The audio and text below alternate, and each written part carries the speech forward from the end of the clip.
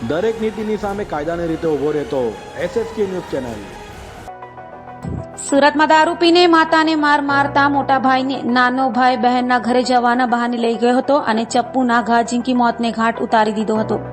ડિંડોલી વિસ્તારમાં canal road પર એક યુવકની હત્યા કરાયેલી હાલતમાં લાશ મળી આવતા ચકચાર મચી જવા પામી હતી। યુવકને ગળું કાપી ફેંકી દેવાયો હોવાની આશંકા સેવવામાં આવી રહી છે।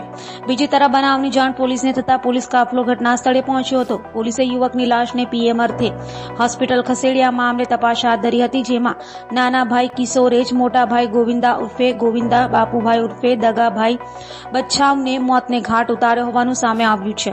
મોટો ભાઈ દારૂ પીને માતાને મારતો હોવાથી નાના ભાઈએ મોટા ભાઈને બહેનના ઘરે છોડી આવવાનું કઈ લઈ ગયો હતો અને રસ્તામાં મોતને ઘાટ ઉતારી દીધો હતો। હાલ તો ડિંડોલી પોલીસે હત્યારા નાના ભાઈ કિશોર બાપુભાઈ ઉર્ફે દગાભાઈ બચ્છાવ અને પિતરાઈભાઈ પુષ્પક ઉર્ફે બાળા સુરેશ જાદવની ધરપકડ કરી વધુ તપાસ હાથ ધરી છે।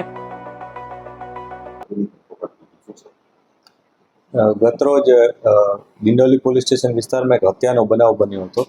આ બનાવમાં PCR અમારી ત્યાં ગઈ હતી 100 નંબર કોલને આધારે। આ PCR ત્યાં ગઈ, ત્યારબાદ એક ડેડ બોડી મળી આવી હતી। શરૂઆતમાં બોડી આઈડેન્ટિફિકેશનનું મોટું ચેલેન્જ પોલીસ સામે હતું।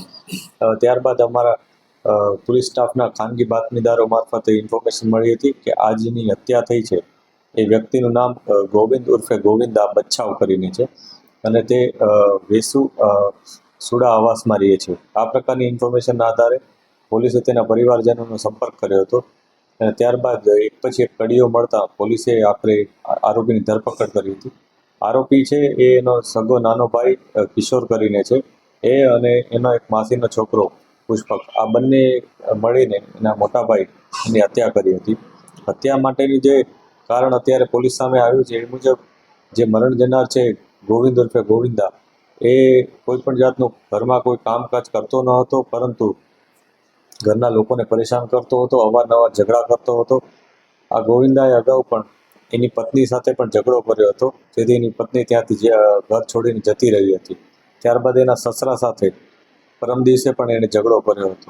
એની બાબતની ફરિયાદ લઈને એના જે મરણ જનારના સસરા પણ ત્યાં એમના પરિવારને ત્યાં મળવા આવ્યા હતા અને વાતચીત કરી હતી। ત્યારબાદ સાંજના સમયે આ મરણ જનારે એમની માતા સાથે પણ ઝઘડો કર્યો હતો અને પરિવારમાં ખૂબ જ એ લોકો પ્રોબ્લેમ ઊભા કર્યા હતા। એ પ્રકારની વાત પોલીસને આરોપીઓ તરફથી મળી છે। આરોપીઓના કહેવા મુજબ અને અમને જે ઇન્ફોર્મેશન, અમે જે એવિડન્સીસ ભેગા કર્યા છે એ મુજબ આરોપીએ પોતાના ભાઈ સાથે મળી અને પોતાના માસીના દીકરા ભાઈ સાથે મળી અને રાતના સમયે તેઓ કડોદરા બાજુ જતા હતા, એ દરમિયાન બાઇકમાં નીચે બેસી બાઇકમાંથી ઉતર્યા હતા અને ત્યારબાદ એની હત્યા નિપજાવી હતી। ત્યાંથી તેઓ નાસી ગયા હતા। દરેક નીતિની સામે કાયદાની રીતે ઊભો રહેતો SSK ન્યૂઝ ચેનલ।